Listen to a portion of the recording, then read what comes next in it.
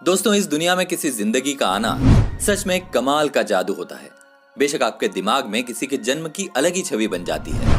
एक महिला किसी बच्चे को जन्म देने के दौरान दर्द से चिल्लाती रहती है, जिसे कोई भी पुरुष कभी महसूस नहीं कर सकता। इसीलिए कहा गया है कि इस दुनिया में माँ से बढ़कर कोई नहीं।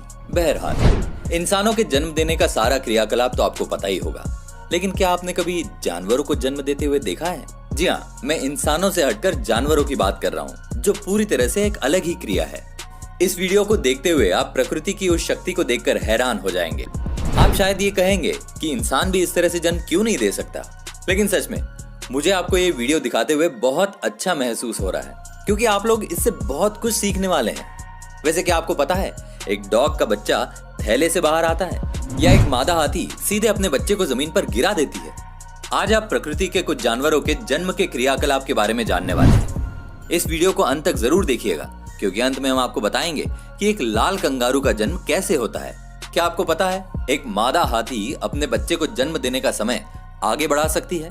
मतलब एक मादा हाथी को दिन में यदि प्रसव पीड़ा होती है तो वो अपने बच्चे को बाहर आने से रोक लेती है, क्योंकि हमेशा हाथी अपने बच्चे को रात के समय जन्म देने में ही खुश रहते हैं। सच में ये कमाल की बात है। इससे भी बड़ी कमाल की बात यह है कि एक मादा हाथी के गर्भ का समय पूरे 22 महीनों का होता है। जरा सोचिए, कभी किसी औरत को इतने वक्त गर्भ धारण करना हो तो कैसा होगा? बेशक ऐसा कभी नहीं हो सकता, लेकिन हाथियों के लिए ये कोई बड़ी बात नहीं है। जन्म के समय एक हाथी के बच्चे का वजन लगभग 113 किलो होता है। सचमुच ये बहुत बहुत भारी है। इसके अलावा जन्म देने वाली नलिका तब तक मादा से जुड़ी रहती है जब तक अंदर मौजूद सारा तरल और खून बाहर नहीं आ जाता। चलिए, यदि हाथी को देखकर आप हैरान हो गए हो तो यहाँ पर एक और जानवर है जिसे देखकर आपको उतनी ही हैरानी होने वाली है। जी हाँ, मैं बात कर रहा हूँ चीता की। ध्यान रखिए, ये कोई आम चीता नहीं है। इसका नाम है मिलानी, और ये मेट्रो रिचमंड जू, जो कि वर्जीनिया में बना हुआ है, वहां पर रहती है। और ये उसका पहली बार था जब इसने अपनी संतान को जन्म दिया। इस बात में कोई शक नहीं कि चीता बहुत ही सेंसिटिव जानवर है, इसीलिए जन्म देने का समय इनके लिए किसी सजा से कम नहीं होता। जरा इसे देखिए, कई घंटे अकेले रहने के बाद इसने अपने पहले बच्चे को जन्म दिया। अपने पहले मौके पर ही इसने 5 बच्चों को एक साथ इस दुनिया में उतारा। ये जो फुटेज आपने देखी, ये 19 सितंबर 2014 की है। सच में ये कमाल का था। एक डॉल्फिन का अपने बच्चे को जन्म देते हुए देखना सचमुच एक बहुत ही दुर्लभ घटना मानी जाती है। यदि आपको लग रहा है कि वो पानी में चलते हुए ऐसे ही बच्चे को जन्म दे देती है तो यकीन मानिए आप गलत हैं, बल्कि ये तो एक लंबा क्रियाकलाप है। इसीलिए डॉल्फिन्स को धैर्य रखने के मामले में सबसे ऊंचा स्थान प्राप्त है। हवाई के डॉल्फिन अनुसंधान केंद्र में ये डॉल्फिन अपने बच्चे को जन्म दे रही है। और अब देखिए ये कैसे खुद को कसकर मोड़ लेती है। ये इनका अपने बच्चे को बाहर निकालने के लिए लगने वाले जोर को लगाने का तरीका है।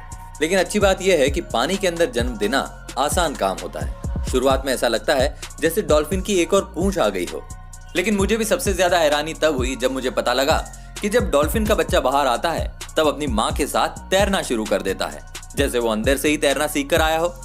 और वो ऐसे तैरता है मानो सालों से वो इसी तरह तैरता चला आ रहा है।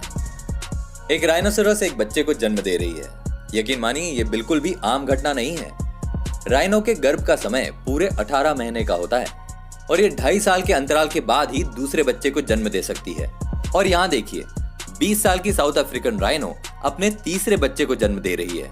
ये कमाल की फुटेज हमारे पास नहीं होती अगर सही समय पर वहां कैमरा नहीं लगाया गया होता तो। और सच में राइनो के बच्चे को जन्म देने का काम बहुत तेज होता है।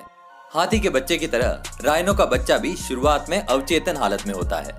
मादा राइनो उसके पास बैठती है और उसे जीभ से सहलाती है। जन्म के समय राइनो का बच्चा लगभग 45 किलो का हो सकता है।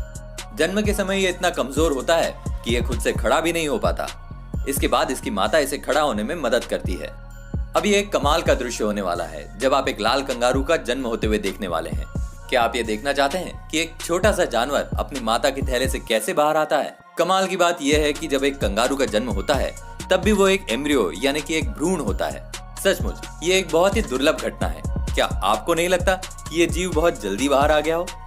इस काम में मादा को दर्द भी नहीं होता, बल्कि उसे तो पता ही नहीं चलता कि उसका बच्चा रेंगते हुए बाहर भी आ चुका है। सबसे चौंकाने वाली बात यह है कि कंगारू के गर्भ का समय सिर्फ 33 दिनों का होता है। मुझे नहीं लगता कि कंगारू से बढ़िया और बिना दर्द के कोई जीव जन्म ले सकता हो।